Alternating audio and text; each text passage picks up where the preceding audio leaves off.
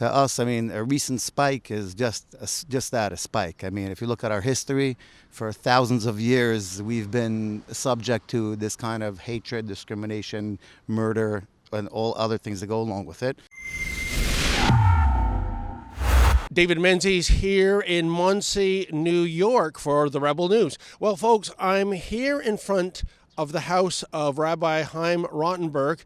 As you may recall, back on December 10th, an armed assailant with a large machete came to the home of the rabbi who was celebrating Hanukkah and tried to carry out what he no doubt intended as a massacre. Now, thankfully, nobody was killed, although it should be noted that 72-year-old Joseph Newman remains gravely ill in hospital. He might not make it through.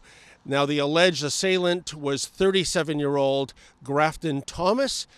He faces 6 counts of attempted murder and multiple other felonies in regard to the incident. Now, we reached out to Rabbi Rottenberg and his family. Nobody wanted to come on camera. That's understandable, although we are going to try to track down one of the Good Samaritans that perhaps prevented an absolute massacre from happening on that day. And it should be noted that things are back to, I guess, what you'd call the new normal. Right next door to the rabbi's house is the synagogue that he presides over. And what you notice right off the bat is a large Mercedes Sprinter van that is doing 24-hour surveillance of the synagogue. Another notable thing is right across the street, there is a New York State trooper keeping watch as well. So tons of new layers of security here in Muncie for those who are visibly Jewish. And again, it is perhaps a necessary, albeit sad, sign of the times. Well, folks, I'm with Michael Blythe, and Mr. Blythe is a member of Rabbi Rottenberg's Synagogue. And Michael, I'm just trying to get my head around why there's been such a recent spike in anti-Semitism and hatred towards Jews in New York and New Jersey, even in predominantly Jewish areas. Well, I like to have a different perspective on it. Again, it's not exactly what I said to you before, but to us, I mean, a recent spike is just that, a spike. I mean, if you look at our history, for thousands of years, we've been subject to this kind of hatred, discrimination, murder, and all other things that go along with it. And to me, I see everything as the hand of God. I personally was not here on the Saturday night during the attack, although every single Saturday night I'm here. My brother was making a bar mitzvah in Massachusetts. I went away for the weekend. I feel like if I would have been here, I would have tried to do something, but everything is in God's hands. This is why I know that everything is in God's hands. So to us, and what the rabbi told us yesterday, in order for us to be safe from things like this, we need to turn to God and serve God the way we're supposed to as Jews, and that's our protection. So this might be just a statistical blip, if you will, maybe a coincidence of a numerous number of anti-Semitic acts happening, and maybe it's going to settle down in the months and years ahead?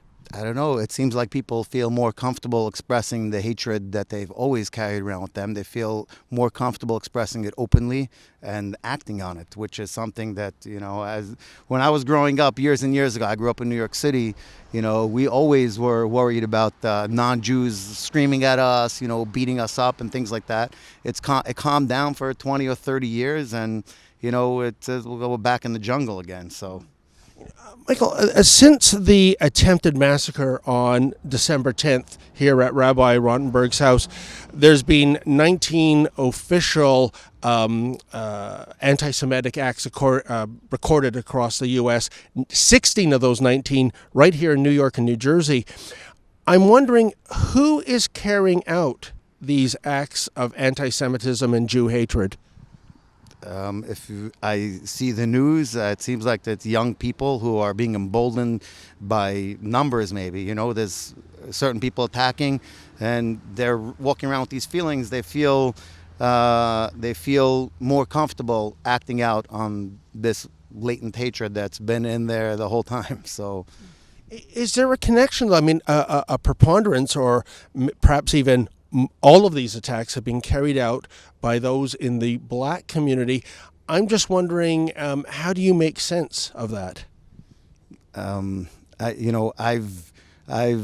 been around the block a little bit, so to speak, and I have black people I'm friends with, and I'm familiar with the community a little bit, but I'm also familiar with this underlying resentment and hatred that exists. I know that I've gotten on social media certain interviews with people, and they're saying, oh, the Jews are taking away our stuff, they're making the housing be more expensive, and they're kicking us out of our homes. I don't see it that way. I mean, if neighborhoods sometimes get gentrified, then the housing prices go up in those places. If there are people who own homes there, some people will look at it as it's to their advantage because it gives them an opportunity to sell their homes for more. Or people are looking for lower crime areas when places get gentrified. And again, I'm just talking about economically and people moving in and buying houses. As more affluent people move in, people who get up to work in the morning and are not there during the day doing crime. So it helps everybody in the neighborhood. Is it a matter then, Michael, that maybe in certain local areas the neighborhood is changing, it might be hurting people, the gentrification, and some of these people are looking for a convenient scapegoat, and Lord knows members of the Jewish community have been victimized as scapegoats throughout history, haven't they? Correct. That's correct. Look, again, I'm specifically in Jersey City. That's the claim that was made by a member of the Board of Education of Jersey City. So we're not just talking about people on the street. We're talking about well-educated people who are in positions of leadership who are making these kind of statements, like the Jews are hurting people by moving into the neighborhood. To me, it seems more like just anti-Semitism. That's what anti-Semitism is. People going and blaming problems on groups of people. I don't want to sit here and blame problems on the black people because, again, these are individuals carrying out these acts of hate. It doesn't, when enough of these individuals do a certain thing, it reflects on the whole population. And that's what seems to be happening. It seems to be running rampant a little bit. And I've seen some of those social media postings, Michael, you mentioned. They're downright disturbing when you hear some of the opinions and attitudes. And do you find there's a certain measure of perverse irony? Because when you look at, say, for example, the civil rights movement throughout the 1960s, I would argue that the Jewish community was the biggest ally of the black community in terms of fighting for equal rights. Alabama, I believe, right? That's what it is. The Jews were the ones who were there. Yes. So it's hard to connect these dots. It's just ironic. I mean, the kids that are growing up today, they don't know about 50 years ago. 1960s was 50, 60 years ago already. So this is all ancient history to these people. If you go back 20 years before that, they were killing and gassing Jews. I mean, straight up openly, and it was the law of the land. So that was only 80 years ago. I try to keep a perspective of history, and the world hasn't changed that much, despite the fact that people think that it has. We still just need to turn to God and do what we need to do and live as Jews the way we're supposed to, and God will protect us.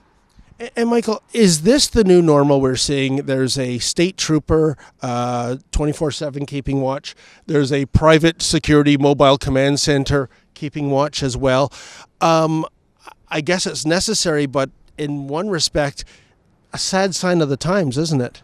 Well, it is. I mean, look, first of all, it's impossible to protect everywhere and for the cops to be everywhere all the time. But then again, you go to a country like Israel, I've spent time there, and, when the reality became that there are people looking to cause harm all the time, the security situation changed, and, people had to take different steps of protection, like putting up gates, locking all the doors and things like that, because you can't have crazy people just being able to come in and just do whatever they want and hurt people. But at the same time, this is what we need to do, but we also need to turn to God because as it says in Psalms, if God doesn't protect the city, the watchman watches for naught. And Michael, I think too, what I find personally disturbing is that if you look at Menzies, this is a thoroughly heavy Jewish community. I understand it has the highest number of ultra-Orthodox Jews outside of Israel in this town. And I would say that if anti-Semitism, to the point where we saw an individual trying to carry out a Machete massacre on December 10th, if that kind of anti-Semitism can take root here, it can take root anywhere. It sure can. But, again, the question is, what can we do about it? And like I said, we'll go back to, this is God's world, and we need to do, act kindly towards people. And look, our scriptures tell us to be nice to everybody. And as the rabbi pointed out, I heard him saying this. He said, if this individual came with a machete, had come in without a machete and just said he needed a drink of water or he needed something to eat, every single person in that room would have been kind to him. Okay?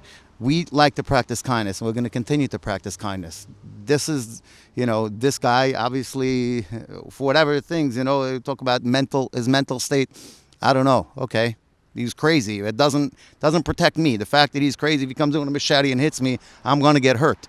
So his lawyer is saying that this is more of a mental illness incident than anti-Semitism, but I would say, do they necessarily have to be mutually exclusive? Maybe he is mentally ill and he's an anti-Semite. That's my point. The fact that it's possible, his mental condition, it's whatever. I feel very sorry for him, but I feel more sorry for my friend Yassel Nyman, who's sitting laid up in the hospital, and I'm sorry. I miss him. I miss my friend who got hacked here mercilessly by this guy. So, And Michael, one last question. Moving forward, what are you doing anything to change your life? You're obviously a visible Jewish man.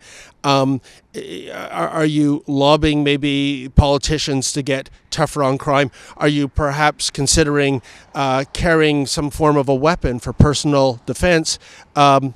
Any thoughts on that? I haven't changed anything. The only thing, again, we take this all as messages from God. And what we're trying to do is serve God more closely, as we all should be. Thank you for your time, sir. Thank you.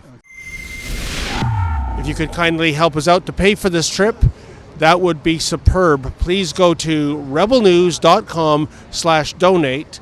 That's rebelnews.com/donate.